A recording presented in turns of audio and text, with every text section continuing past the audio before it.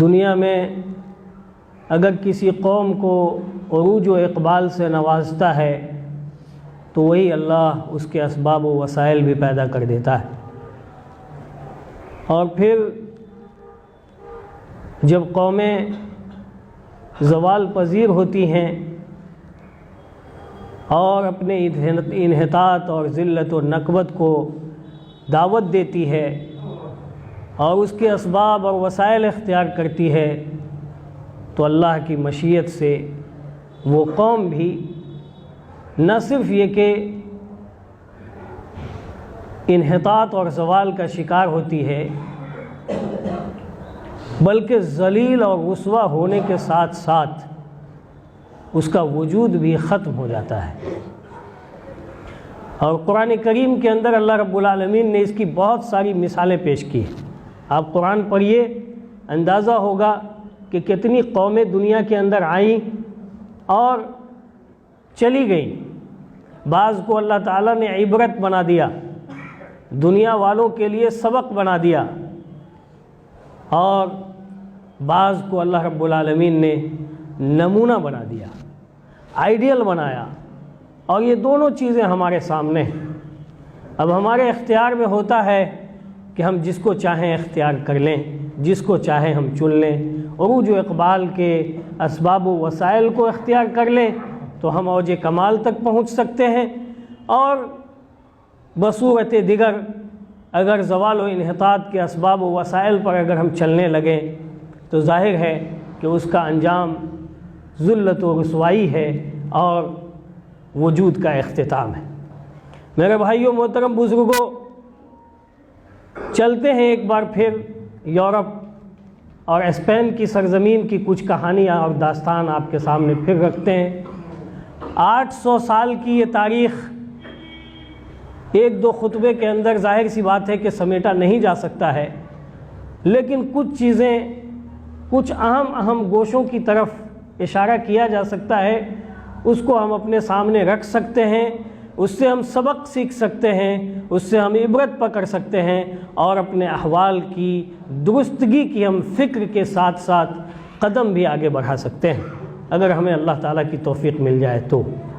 میرے بھائیوں، محترم بزرگوں، ایک زمانہ تھا 711 عیسوی کا اور 91 ہجری کا، جب ہم یورپ میں داخل ہوئے تھے، اسپین کی سرزمین پر ہم داخل ہوئے تھے، اور ہمارا کمانڈر تھا طارق ابن زیاد، اور اس کا کمانڈر تھا موسیٰ بن نصیر، اور ان کے کمانڈر تھے الولید ابن عبد الملک۔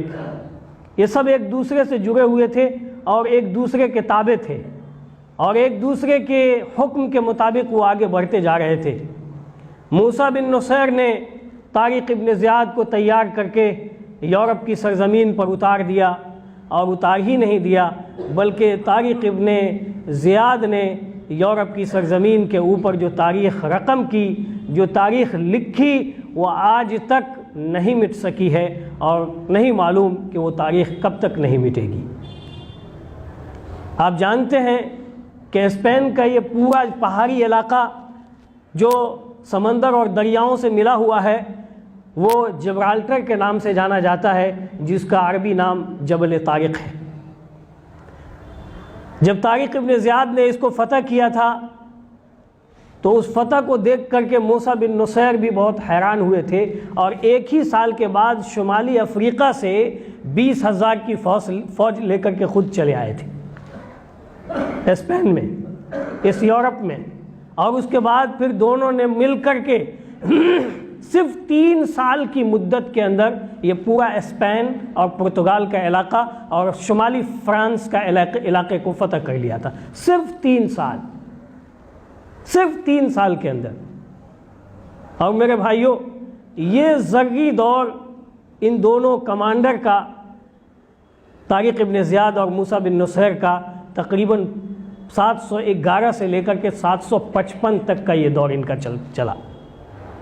اور میں نے پہلے بھی بتایا ہے کہ اسپین کے اندر، اور نہ صرف یورپ کے اندر ہی، یورپ تو ایک صرف حصہ ہے، چونکہ ہمارے خطاب کا موضوع یورپ ہے، اس لیے ہم یورپ کی باتیں کر رہے ہیں یا اسپین کی ہم باتیں کر رہے ہیں، ورنہ یہ 500 صدی تک، یعنی 8ویں صدی سے لے کر کے 13ویں صدی تک یہ پورا کا پورا یہ ایشیا، شمال افریقہ اور یورپ، یہ پورا کا پورا علاقہ مسلمانوں کی حکمرانی کے ماتحت چل رہا تھا. اور 8ویں صدی سے لے کر کے یہ 12ویں صدی تک جو عروج کا اور اقبال کا ایسا زرعی دور تھا، مادی اعتبار سے بھی اور روحانی اعتبار سے بھی. مادی اعتبار سے ہمارا اتنا عروج تھا کہ دنیا انگشت بدندہ رہ گئی، دنیا حیران رہ گئی. پورا یورپ، پوری دنیا آنکھیں پھاڑ پھاڑ کر کے مسلمانوں کو دیکھ رہی تھی کہ اس روئے زمین پر یہ کون سی قوم آ گئی ہے جس نے اتنی قلیل مدت کے اندر اتنے عظیم کارہائے نمایاں انجام دے دیے. یہ کون سی قوم ہے؟ میرے بھائیوں، یہ کوئی انوکھی قوم نہیں تھی، یہ وہی قوم ہے جس کی ناخلف اولاد ہم لوگ ہیں. یہ وہی قوم ہے جس کے اوپر اللہ تعالیٰ نے قرآن اتارا تھا. یہ وہی قوم ہے جس کی طرف پیارے نبی محمد رسول اللہ صلی اللہ علیہ وسلم مبعوث کیے گئے تھے.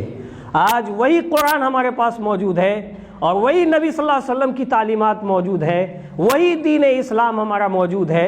یہ الگ سی بات ہے کہ اگرچہ ہم ظاہری طور پر غلامی میں نہیں ہیں، لیکن معنوی طور پر تو غلامانہ زندگی گزار ہی رہے. ظاہری طور پر غلام نہیں ہے، یہ بات اپنی جگہ حقیقت ہے، لیکن تم یہ بتاؤ کہ تمہاری آزادی کا کون سا پرچم ہے جو اس وقت دنیا میں لہرا رہا ہے؟ تمہارے کون سے ایسے کارنامے ہیں جو اس وقت دنیا کو کہنا چاہیے کہ تمہارا یہ کارنامہ ہے یا دنیا اس کو اس کے اعتراف کر لے؟ نہیں میرے بھائیوں، لیکن ہاں دنیا کی اور آسمان کی فلکوں نے اور آسمان کی آنکھوں نے اور اس روئے زمین کی آنکھوں نے یہ دیکھا ہے کہ مسلمان ایشیا میں، افریقہ میں اور یورپ کی سرزمین پر کتنے عظیم کارنامے انجام دیے. مادی اعتبار سے ہم یورپ کی صرف بات کر رہے ہیں، اور وہ بھی اسپین کی، اور اسپین کے ان اسٹیٹس کی، ان صوبوں کی جہاں ہماری حکومت ہوا کرتی تھی. 8ویں صدی سے لے کر کے 9ویں صدی سے لے کر کے 12ویں 13ویں صدی تک اتنا عظیم دور تھا. لندن کی مادی اعتبار سے ہماری پاس دولت کی انبار لگ چکی تھی. اور میں نے پہلے بھی بتایا تھا کہ پیارے نبی محمد رسول اللہ صلی اللہ علیہ وسلم نے عدی ابن حاتم کو یہ خطاب کر کے کہا تھا کہ عدی، تم اس لیے ایمان نہیں لا رہے ہو کہ مسلمان اس وقت غربت کی زندگی گزار رہے ہیں. تم جان لو کہ ایک وقت آئے گا جب مسلمان قیصر و کسریٰ کے خزانے کے مالک بن جائیں گے. اور نہ صرف یہ کہ قیصر و کسریٰ کے خزانے کے مالک ہم بنے، دنیا کی ساری دولت ہماری قدموں کے نیچے تھی. سارے سونے کے مالک ہم تھے، چاندیوں کے مالک تھے، جواہرات کے انوکھے چیز ہمارے پاس موجود تھے. اور اس یورپ کی سرزمین پر مادیت کا یہ عالم تھا کہ اس وقت لندن کی سڑکیں اور اس کی گلی کوچیاں مٹیوں کی تھیں، اس کے گھر جھوپڑیوں کے بنے ہوئے تھے. لیکن ہم جب اسپین میں داخل ہوئے تھے تو ہم نے اسپین کو انتہائی درجے کا، عالمی درجے کا، دنیاوی پیمانے کے اوپر سب سے خوبصورت ملک بنا دیا تھا. لندن کی سرزمین پر اس وقت کیچڑ تھا، اور زہرا کی سرزمین، مدینۃ الزہرا، یورپ کے اس شہر کی سرزمین اس وقت پختہ تھی. اندازہ لگائیے اس سے، مادیت کا یہ عالم تھا. آج بھی آپ جائیے یورپ، اور یورپ کے ان ملکوں کو دیکھیے. علامہ اقبال جا کر کے دیکھ چکے تھے اور آ کر کے ہندوستان میں رونا رو رہے تھے، اور آج بھی وہ موجود ہے. دیکھیے جا کر کے اس کے کھنڈر کو، اور دیکھیے جا کے اس کی عمارتوں کو. آج بھی اس کے نشانات آواز دے رہی ہیں، آج کی اس کی علامتیں بلا رہی ہیں. آج بھی وہ فنی تعمیرات آج بھی اس کی شہادت اور گواہی دے رہے ہیں جو کہ ہم نے قائم کیے تھے یورپ کے اندر. لیکن ایک بات یاد رکھیے، ہم بہت دولت مند تھے. اس وقت 3 ہی 4 مراکز تھے میرے بھائیوں دنیا کے اندر. یورپ کی سرزمین کے اوپر قرطبہ تھا، غرناطہ تھا، طلیطلہ تھا. آج یہ سب نام انگریزی میں کنورٹ کیے گئے ہیں، لیکن اس سے ملتا جلتا نام آج بھی موجود ہے. بغداد تھا سب سے بڑا علمی مرکز، دمشق تھا، قاہرہ تھا جو کہ آج بھی مصر موجود ہے، اور ایک تیسرا مرکز ہمارا یہی یورپ کا ملک تھا۔ مادی اعتبار سے میں آپ کو کیا بتاؤں، آپ تاریخ پڑھیے نیٹ کے اوپر گوگل میں جا کر کے یورپ کی پرانی تاریخ، اسپین، اندلس، آپ یہ کیجئے گا، لکھیے گا تو اس کی کچھ تاریخیں آپ کو ملیں گی، آپ پڑھیے اور ضرور پڑھیے۔ میں جو باتیں آپ کو بتا رہا ہوں وہ کچھ کتاب کی ہیں اور کچھ میں نے گوگل سے مطالعہ کرنے کے بعد آپ سے خطاب کر رہا ہوں، اس لیے آپ پڑھیے۔ آج ہم نہیں پڑھتے ہیں اسی لیے تو یہ ہمارا حال ہو گیا ہے، اس لیے پڑھیے اور ان کو دیکھیے۔ مادی طاقتیں وقتی ہوتی ہیں، یہ اصل سمجھیے۔ مادیت کے طور پر مجھے نہیں معلوم کہ مسلمانوں سے زیادہ کسی قوم کے پاس دولت رہی ہوگی، لیکن اس دولت نے ہمارا کیا کیا؟ دنیا کے سامنے ایک مدت تک ہم چھائے رہے، دنیا کے سامنے ہماری طاقت کا شور شرابہ تھا، دنیا کے اوپر ہماری حکمرانی تھی، لیکن آپ جانتے ہیں کہ مادیت کی زیادہ عمر نہیں ہوتی ہے، معنویت کی عمر ہوتی ہے۔ اور ہم اتنی لمبی مدت تک، 800 سال تک، 1000 سال تک جو دنیا کے اندر ہم حکمرانی کرتے رہے ہیں، وہ صرف مادی قوت اور طاقت کا نتیجہ نہیں تھا، بلکہ وہ معنوی قوت اور طاقت کا نتیجہ تھا۔ اور آج کے خطاب کا ہمارا موضوع در حقیقت یہی ہے کہ یورپ کی سرزمین پر، اسپین کے اندر ہم نے معنوی قوتیں کیسی پیدا کی تھیں، آج بھی اس کے اثرات موجود ہیں اور پوری دنیا کے اندر موجود ہیں۔ ہم نے جو علمی کارنامے انجام دیے تھے، ہم نے جو تحقیقی کارنامے انجام دیے تھے، ہم نے جو سائنس و ٹیکنالوجی کی ایجادات کی تھی اور اس کی جو رہنمائی ہم نے دنیا کو پیش کی تھی، آج بھی وہ موجود ہے، آج بھی دنیا اس سے رہنمائی لے رہی ہے اور اس کے بغیر اس کا کوئی چارہ کار نہیں ہے۔ یہ ہماری معنوی قوت ہے میرے بھائیوں، کہ ہم زوال پذیر ہونے کے باوجود بھی ہماری علمی، تحقیقی، سائنسی اور اکتشافی اور ایجادی جو کاوشیں ہیں وہ آج بھی دنیا کے اوپر سر چڑھ کر کے بول رہی ہیں۔ لیکن ہائے پیدرم سلطان بود کی دور میں ہم چلے گئے کہ ہمارے باپ دادا سلطان ہوا کرتے تھے، ہمارے باپ کے پاس 12 بیگھہ میں پودینہ ہوا کرتا تھا، ہمارے باپ کے پاس ہزاروں ہاتھیاں ہوا کرتی تھیں، اس دور میں ہم چلے گئے۔ ہمارے پاس کیا ہے وہ تو ہم کبھی جائزہ لے لیں کہ ہم نے کیا کر رکھا ہوا ہے۔ میرے بھائیوں، ہم نے علمی کارنامے ایسے انجام دیے اور وہ بھی یورپ کی سرزمین میں جا کر کے کہ آپ حیران رہیں گے۔ سنیے، علمی اعتبار سے یہ دو ہے، ایک تو اس زمانے میں اس کی تفریق نہیں تھی، بعد کے دور میں اس کی تفریق ہو گئی، دینی علوم اور پھر عصری علوم۔ ان دونوں میں اس لیے کہ اس زمانے میں جو لوگ دینی علوم حاصل کرتے تھے وہ عصری علوم کے بھی اتنی ہی زیادہ ماہر ہوا کرتے تھے، اور بعض لوگ کی دلچسپی اللہ نے طبیعتیں مختلف بنائی ہیں، طبع انسان کی مختلف ہوتی ہیں، کسی کو ڈاکٹر بننے کی خواہش ہوتی ہے، اس کی طبع اسی کے مناسبت سے ہوتی ہے، کوئی انجینئر بنتا ہے، کوئی عالم بنتا ہے، کوئی فقیہ بنتا ہے، کوئی محدث بنتا ہے، کوئی کچھ اور بنتا ہے، کوئی کچھ اور بنتا ہے، کوئی اسپورٹس مین بن جاتا ہے، کوئی کچھ اور بن جاتا ہے۔ یہ طبیعتیں مختلف ہوتی ہیں، لیکن اس زمانے میں جو تعلیم کا جو سسٹم تھا وہ یکساں تھا، یعنی دینی علوم تو اتنا جاننا کہ جس سے وہ اپنے رب کی معرفت حاصل کر سکے وہ تو لازمی ہی تھا، لازمی ہی تھا۔ اب سوچئے، مادی اعتبار سے مساجد صرف قرطبہ کے اندر اس وقت 3000 تھیں، اور 10 لاکھ کی آبادی کا یہ شہر تھا یہ قرطبہ، آج بھی گوروڈونا بول کر کے اس کا نام ہے ایسی کچھ۔ اس کے اندر 3000 ہماری مساجد تھیں، اور مسجد قرطبہ، جامع قرطبہ آج بھی موجود ہے، جو گرجا میں تبدیل کر دیا گیا ہے۔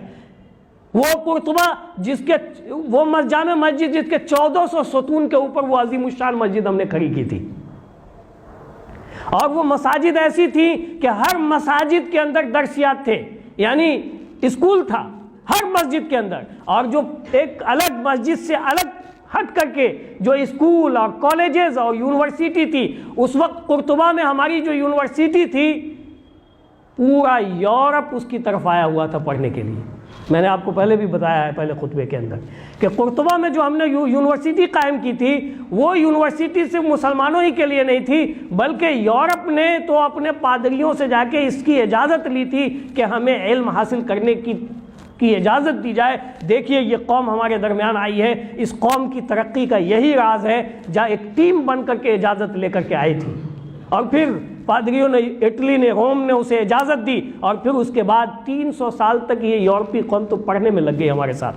اور میں نے یہ بھی آپ کو بتایا تھا کہ اس وقت عربی زبان کی حکمرانی تھی، ابھی بھی دوسری تیسری زبان ہے یہ، لیکن اس وقت پوری دنیا کے جو علوم تھے وہ عربی زبان کے اندر تھے۔ یونانی فلسفہ جو ہوتا آ رہا تھا، ہندوستان کا جو فلسفہ تھا، ہندوستانی فلسفہ سنسکرت کی شکل کے اندر، یہ ہم نے اسی زمانے کے اندر پورا ٹرانسلیٹ کر دیا تھا۔ بغداد کے اندر ہندو اسکالرز کو بلا کر کے ہم نے ٹرانسلیٹ کر دیا تھا سنسکرت کی، اور البیرونی، ابو ریحان البیرونی نے سنسکرت زبان سیکھ کر کے کتاب الہند بول کر کے لکھا، جو آج بھی ہندوستان کی مختلف لائبریریوں کے اندر موجود ہے، کتاب الہند بول کر کے۔ اس کا اردو ترجمہ بھی ہے، انگریزی ترجمہ بھی ہے، مستشرقین نے ترجمہ کیا۔ یہ ہمارے کارنامے تھے۔ یورپ کی سرزمین پر ہم جب پہنچے تو ہم نے کیا کیا کارنامے انجام دیے، آئیے تھوڑا علمی اعتبار سے باتیں کرتے ہیں۔ یہ مادی اعتبار کی باتیں تو جانے دیجیے، اب وہ کھنڈر ہو گیا، اس کے تو کوئی مطلب ہی نہیں ہے، لیکن وہ جو ہم نے مانوی خدمات انجام دی تھیں، جو علمی کارہائے نمایاں انجام دیے تھے، ہم نے جو سائنسی خدمات پیش کی تھی، ہم نے جو ایجادات اور اکتشافات کی رہنمائی دنیا کو دیا تھا، وہ آج بھی ہمارے پاس موجود ہے۔ صرف ضرورت اس بات کی ہے کہ ہم لے کر کے کھڑے ہو جائیں۔ آج بھی ہم کسی کے محتاج نہیں بنیں گے، ہم کھڑے تو ہو جائیں، چاہے وہ میڈیکل سائنس کا میدان ہو، چاہے وہ انجینئرنگ کا میدان ہو، چاہے وہ کوئی فزکس کا میدان ہو، چاہے وہ کیمسٹری کا میدان ہو، جو بھی میدان ہو، اس کے موجد تو ہم ہی ہیں، اس کے کارہائے نمایاں انجام تو ہم نے دیے تھے، اور آج بھی وہ کتابوں کی شکل کے اندر موجود ہیں۔ آئیے پہلے دینیات سے شروع کرتے ہیں۔ اندلس کی سرزمین کی بات کر رہا ہوں، دوسری نہیں، ابھی بغداد، مشق اور دمشق اور قاہرہ کی باتیں نہیں کر رہا ہوں، اندلس کی بات کر رہا ہوں، اسپین کی بات کر رہا ہوں، جہاں ہم نے یہ کارہائے نمایاں انجام دیے تھے۔ جب ہم نے اسپین کو فتح کیا تھا تو ایسے علمی دریا ہم نے بہائے، ایسا سمندر بہایا اسپین کے اندر کہ دنیا حیران رہ گئی، اور اس وقت دنیا کی سب سے بہترین یونیورسٹی قرطبہ کے اندر موجود تھی۔ اور دینی خدمات کے اعتبار سے ہمارا یہ حال تھا کہ ہم یورپ سے، اسپین سے سفر کر کے شمالی افریقہ سے سفر کر کے دمشق سے سفر کر کے ہم بغداد پہنچے، اور مدینہ پہنچے، مکہ پہنچے، اور یہاں جو قرآن کی خدمات تھی، قرآن کی تفسیریں تھیں، نبی صلی اللہ علیہ وسلم کی حدیثیں تھیں، ان تمام کو لے کر کے ان اندلسیوں نے، قرطبیوں نے، غرناطیوں نے، اشبیلیوں نے، مجرتیوں نے، ان تمام لوگوں نے لے جا کر کے یورپ کو بھر دیا۔ بقی ابن مخلد کے بارے میں آتا ہے، سیرت نگار لکھتے ہیں اس کی سیرت کے بارے میں، جو کہ اندلسی تھا، جو کہ قرطبی تھا، بقی ابن مخلد، جس نے پیدل سفر کر کے، آپ سوچ لیجئے سبحان اللہ، 30 سال کی مدت اس نے گزاری حدیث کی خدمات میں۔ مصر گیا، بغداد گیا، دمشق گیا، مکہ گیا، مدینہ گیا، اور وہاں سے حدیث کا سارا ذخیرہ اٹھا کر کے وہ لے کر کے چلا ہے یورپ۔ اور اسی کے زمانے میں آپ سوچئے، اسی کے زمانے میں یہ اسپین جو ہے دارالحدیث کے نام سے جانا جاتا تھا۔ بڑے بڑے محدثین بھی پیدا ہوئے، اسی لیے بقی ابن مخلد کے بارے میں کہا جاتا ہے کہ اس کی جو مسند تھی، حدیث کی کتاب، اس کی جو مسند تھی وہ امام احمد ابن حنبل کی مسند امام احمد بن حنبل کے مقابلے میں سب سے بڑی تھی۔ لیکن آپ کو جان کر افسوس ہوگا کہ یہ مسند غائب ہو گئی۔ مجھے لگتا ہے کہ اس کے غیاب کی وجہ جو ہے وہ زوال کا زمانہ رہا ہوگا، جس زمانے میں زوال آیا اور ہماری لائبریریاں یورپ میں جلائی گئیں، ہماری لائبریریوں کو سمندر برد کیا گیا، شاید اسی میں یہ مفقود ہو گئی۔ لیکن کتنا مفقود کرو گے؟ یہ جب ہمارا زوال آیا تھا تو اس عیسائیوں نے ہماری مذہبی کتابوں کو دریا برد کر دیا تھا، جلا دیا تھا، اور ہماری جو سائنس اور ٹیکنالوجی کی ساری کتابیں تھیں وہ ساری خود لے لی تھیں، وہ ساری کی ساری لے لیں انہوں نے، اور اپنے یہاں محفوظ رکھا، اس کے ترجمے کیے، اس کو بیس بنایا، اس کو بنیاد بنایا اپنی ترقی کا، اور آج یورپ دیکھیے 400-500 سال کے اندر پوری دنیا کے اندر اپنی حکمرانی قائم کر لیا، اور اس کا اعتراف ہے، یورپ کو اس بات کا اعتراف ہے کہ اگر مسلمان یورپ کی سرزمین پر نہیں آیا ہوتا تو یورپ کی یہ ترقی ہو نہیں سکتی تھی، احسان مانتا ہے۔ اور اسی لیے میں نے آپ کو بتایا ہے کہ مسلمانوں کی تاریخ میں بڑے انصاف کے ساتھ کچھ یورپین مورخین نے ساری چیزیں لکھی ہیں، ساری چیزیں لکھی ہیں۔ حدیث کی خدمت کا یہ عالم تھا، اس وقت موطا لکھی جا چکی تھی، بخاری لکھی جا چکی تھی، مسلم لکھی جا چکی تھی، ابو داؤد لکھی جا چکی تھی، اور اس کے بعد بھی میرے بھائیوں یورپ کے اندر ان کتابوں کے اوپر، ان حدیث کی کتابوں کے اوپر کام ہوا۔ اور امام ابن عبد البر جو ایک اوتھینٹک نام ہے، بہت ہی اسلامی تاریخ کا اور فقہ کا یہ بہت ہی معتبر نام ہے، اور فقہ مالکیہ کے اندر ان کی کتاب جو ہے مرجع اور مصدر کی حیثیت رکھتی ہے، کتاب التمہید، جو امام مالک رحمہ اللہ کی کتاب المعطا کی تشریح لکھی، انہوں نے کتاب التمہید کے نام سے۔ یہ قرطبی تھے، یورپین تھے، عربی النسل تھے، لیکن یورپ میں جا کر کے رہے تھے اور ان کی پیدائش وہیں ہوئی تھی۔ یہ یورپین تھے، یہ اسپینی تھے، جنہوں نے اتنا عظیم کارنامہ انجام دیا۔ 26 جلد میں یہ کتاب التمہید آج بھی موجود ہے، آج پڑھنے والا نہیں ہے، پڑھنے والا نہیں ہے، جو ہمارے اسلاف نے لکھا ہے۔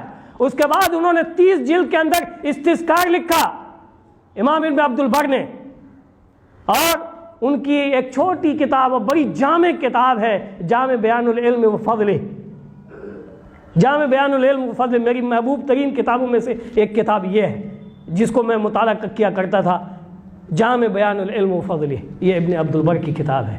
ابن عبد البر کی بہت ساری کتابیں موجود ہیں، ابھی موجود ہے، یہ کھنڈر نہیں ہوا، یہ ابھی موجود ہے الحمدللہ۔ اور آئیے، یہ حدیث کی کچھ کی باتیں ہو گئی، ورنہ بڑی تفصیل ہے، میں کیا آپ کو بتاؤں، تاریخیں لکھی ہوئی ہیں اس پر۔ تفسیر کی کتاب میں آئیے، آپ نے قرطبی کا نام سنا ہی ہے، تفسیر قرطبی مشہور ہے، تفسیر قرطبی یعنی تفسیر کی ان چند کتابوں میں یہ ایک کتاب ہے متقدمین میں سے جو مرجع اور مصدر کی حیثیت رکھتی ہے۔ جو بات اگر کہیں نہ ملے تو قرطبی کی طرف رجوع کر جائیے، کہیں نہ کہیں کچھ نہ کچھ آپ کو وہاں مل جائے گا۔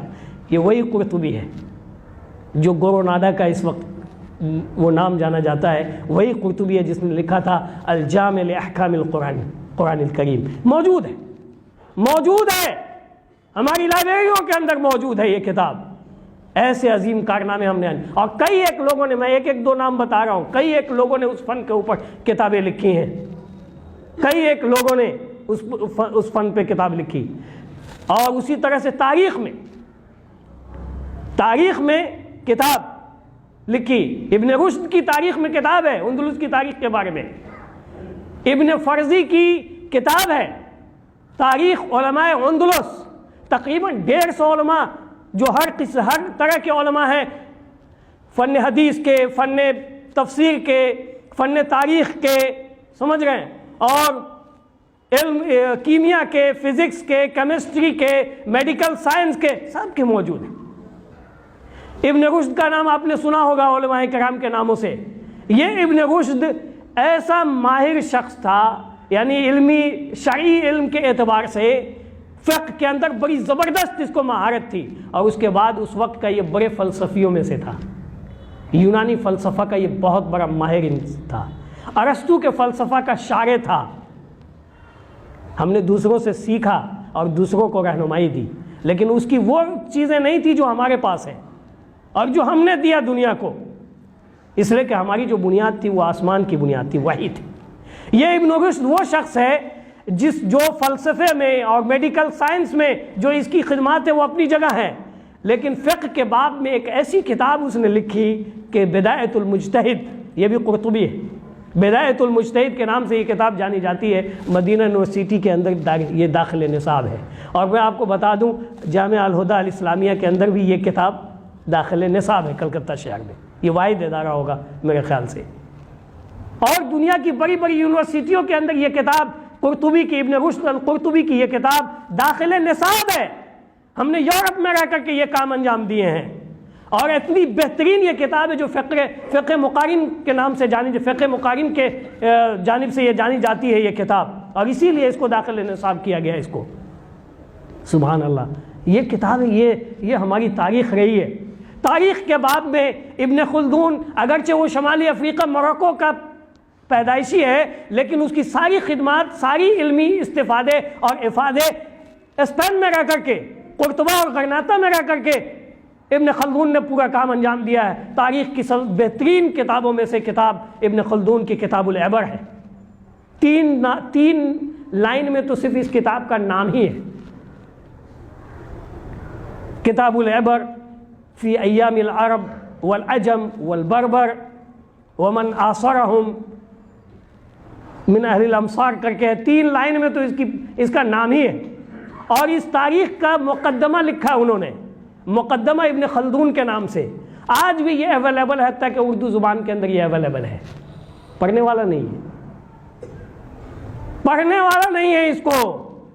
دوسروں کو تو جانے دیجئے، ہم کتنے لوگ ہیں جو جانتے ہیں ان چیزوں کو. تاریخ. آئیے اب آتے ہیں اس میں سائنسی علوم کے اندر. جو علم آپ اس وقت نام لے سکتے ہیں، اس کا ایک نہ ایک معلم آپ کو اندلس کا مل جائے گا، چاہے وہ غرناطی ہو یا مجریتی ہو. میڈریڈ جو اس وقت اسپین کی راجدھانی ہے، اس وقت مجریتی کے نام سے، اسی کو چینج کر کے میڈریڈ کے نام دیا گیا ہے. اب اگر یہ پروننسیشن صحیح ہو تو. جو اس وقت اسپین کی راجدھانی ہے، مجریتی کہیں بھی آئے گا لکھا ہوا، آپ یہ سمجھ لیجئے گا کہ اسی اسپین کا عالم ہے. اشبیلی کہیں بھی نام آپ دیکھیں گے، آپ سمجھ جائیے گا کہ اسی اسپین کا عالم ہے. سمجھ گئے؟ غرناطی اگر کہیں آئے تو سمجھ جائیے وہیں کا ہے. قرطبی ہے، سمجھ جائیے وہیں کا ہے. میڈیکل سائنس کے اندر ہم نے جو خدمات انجام دی ہیں وہ کسی نے خدمات انجام نہیں دی ہے. ہمارے بعد آج بھی مرجع کی حیثیت ہے. یہ ابو القاسم الزہراوی، میڈیکل سائنس کا اتنا بڑا نام، جو آج بھی ہم نہیں جانتے، الگ سی بات ہے. ہو سکتا ہے میڈیکل سائنس کے لوگ جانتے ہوں گے اس کو، اور یورپین تو اس کی کتاب کا ماہر ہے. اس کی کتاب التصریف لمن عجز عن التعلیف عربی میں لکھی ہوئی ہے. ہم نے اس وقت عربی میں یہ ساری کتابیں لکھی تھیں. اس وقت پوری دنیا کے اندر عربی کا چرچا تھا، عربی کا بول بالا تھا، اس لیے ہماری یہ ساری کتابیں عربی کے اندر ہیں. اور اس کے اندر ابو القاسم الزہراوی میڈیکل سائنس کا اتنا بڑا نام ہے کہ آپ تصور نہیں کر سکتے اس کے بارے میں. اور یہ وہ مدینۃ الزہرا کا رہنے والا تھا، اسی اندلس کا ایک شہر، جو اس وقت کے سب سے بہترین اور خوبصورت ترین شہر میں یہ مدینۃ الزہرا تھا. اس کا نام ہی آتا ہے شاندار شہر. آج بھی تاریخ کے اندر یہ چیزیں موجود ہیں. اس میڈیکل فیلڈ سے یہ نام اتنا معتبر نام. اس کی کتاب کے اندر آنکھ، ناک، کان، جبڑا، گلا، یہ ساری چیزیں ہیں. اور فادر آف سرجری کہا جاتا ہے. میڈیکل کے لوگوں سے پوچھئے گا کہ اس دنیا کے اندر فادر آف سرجری کون ہے، سمجھ گئے، تو یہ ابو القاسم الزہراوی کا نام آئے گا. ڈاکٹر تو آج بھی ہمارے پاس ہیں، لیکن وہ ڈاکٹر کہاں چلے گئے جنہوں نے علم و تحقیق کے دریا بہا دیے تھے؟ اسی اندلس کے زمانے میں ایک ڈاکٹر تھا، گینک کا، علم جنین کا ماہر تھا، جس کا نام ابھی میرے ذہن سے نکل گیا. بڑا ماہر تھا. اور یہ علم جراحت میں، یعنی سرجری، میڈیکل سرجری کے فیلڈ کے اندر یہ ابو القاسم الزہراوی آلات تک انہوں نے خود سے ایجاد کیے تھے اور اپنے سامنے بنوائے تھے. آج بھی میڈیکل کی دنیا کے اندر اسی کے آلات چل رہے ہیں،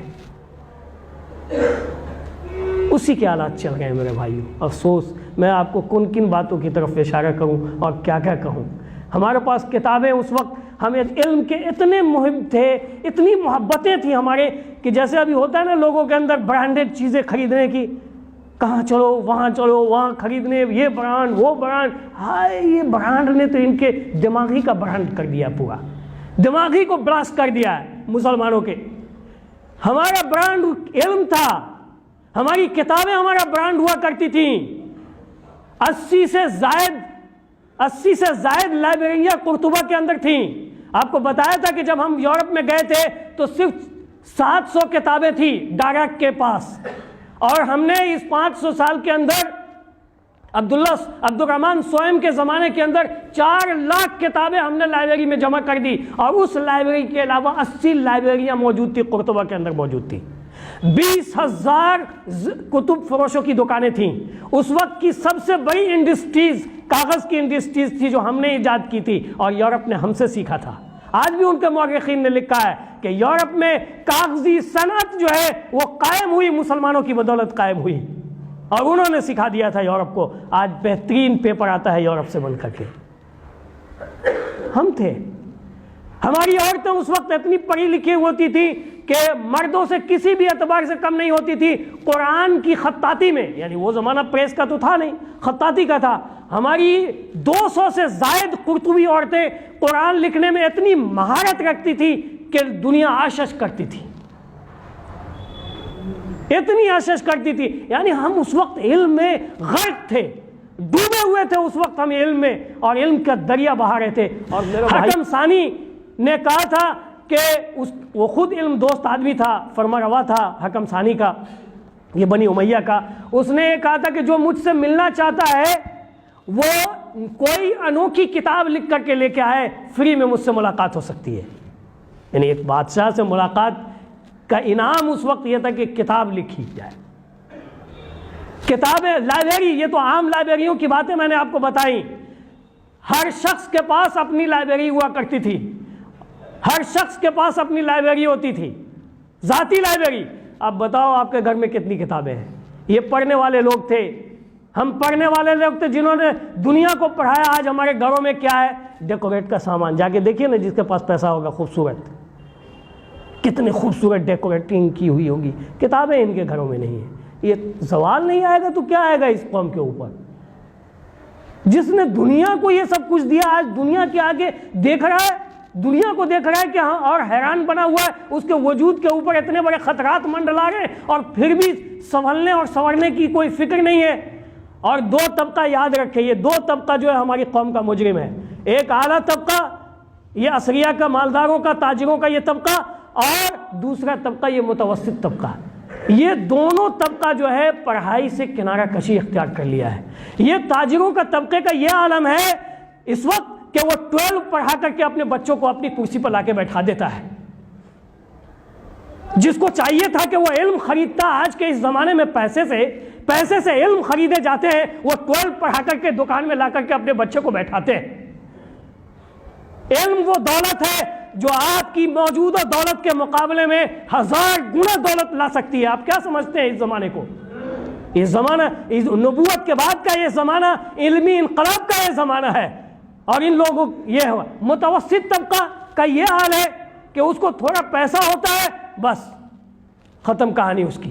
وہ پڑھائی کے اوپر اس کے بچہ، آپ دیکھ لیجئے تجربہ کر کر کے، دیکھ لیجئے تجزیہ کر کے متوسط طبقے کے پڑھائی کا کیا حال ہے۔ 10th پڑھا، 12 پڑھا، 11th پڑھا، ختم کہانی۔ پڑھتا ہے نہیں پڑھتا ہے، دکان کھولے گا، گھر میں آنے کے بعد بچہ کیا کرتا ہے اس سے کوئی مطلب نہیں ہے۔ اور میں نے ایک بات یہ کہا تھا، پہلے بھی کہا تھا، کہ ہر آدمی اس وقت کھڑے ہونے کی ضرورت ہے، ہر شخص کو کھڑے ہونے کی۔ اور دوسرے کے لیے مت کھڑے ہو، کوئی ضرورت نہیں آپ کو دوسرے کے کرنے کے لیے، اپنا لیے کرو، اپنے بچے کو تیار کرو۔ 20 سے 25 سال، میں تیسری بار چوتھی بار خطبے سے بول رہا ہوں، 25 سال لگیں گے صرف انشاءاللہ تعالی، صرف 25 سال لگیں گے۔ اپنے بچے کو اعلیٰ سے اعلیٰ تعلیم دو، جس طبیعت اور جس نوعیت کی طرف اس کا رجحان ہو، وہ پوری دولت خرچ کر دو۔ مجھے افسوس ہوتا ہے میرے بھائیوں، جب میں کسی کی دعوت میں جاتا ہوں اور بہتے ہوئے یہ روپیے دیکھتا ہوں، کس بنیاد پر؟ اعلیٰ قسم کی ڈشیں۔ ارے ہماری اعلیٰ قسم کی کتابیں ہوا کرتی تھیں، یہ اعلیٰ قسم کی ڈش نہیں ہوتی تھی ہمارے پاس، ہوتی تھی، وہ تو ہوتی، وہ اس کا کوئی مطلب ہی نہیں تھا ہمارے لیے۔ وہ سب چیزیں تو ہمارے لیے قدموں کی نیچے والی چیزیں تھیں۔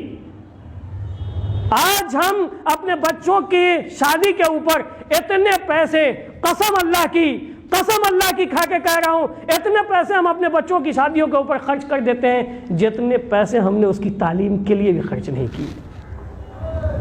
کاش یہ سارے پیسے اس کی تعلیم، بچوں کی تعلیم کے اوپر صرف کیے گئے ہوتے، تو آج یہ دن ہمیں دیکھنا نہیں ہوتا۔